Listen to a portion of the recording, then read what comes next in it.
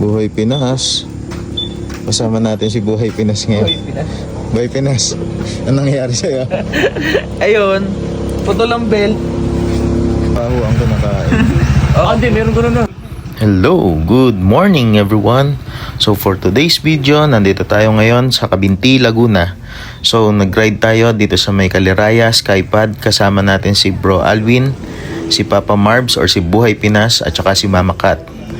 So nandito tayo ngayon sa Skypad Restaurant. Bali itong restaurant nga pala nila is overlooking dito sa Laguna Lake. So pagka nandito ka sa taas, kitang-kita mo yung buong Laguna Lake. Ito nga pala yung view na makikita mo pag nagpunta ka dito. At dito naman sa baba, ganun din, daming mga tables, tapos overlooking pa rin siya. Tapos dito naman sa may bandang likod, parang mga kiosk siya. So may mga iba't ibang mga pagkain or nakapwesto na pwede ka rin mag-order. Para siyang bar. So dito iba't ibang kiosk ang nakapwesto or restaurant, tapos pwede ka mag-order sa kanila. Tapos depende sa food na gusto mo. Bali ito yung may expect mo na view kung pupunta ka dito sa may Skypad. And syempre kasama natin si Buhay Pinas.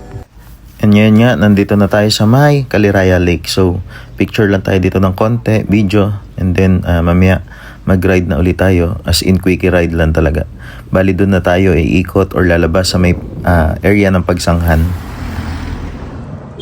Bali ito naman yung isang lake, ang tawag dito is Lumot Lake. So 1, 2, 3, smile! Bali ito yung gamit naming scooter, Aerox, tsaka yung PCX kay Bro Alvin tsaka kay Papa Marbs. At ngayon nandito naman tayo sa Cabinti Ecotourism.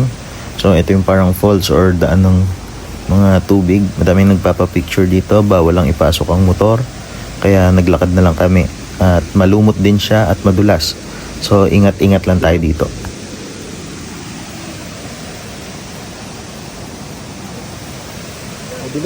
Hanggang dito na lang po. Ingat po tayong lahat and God bless.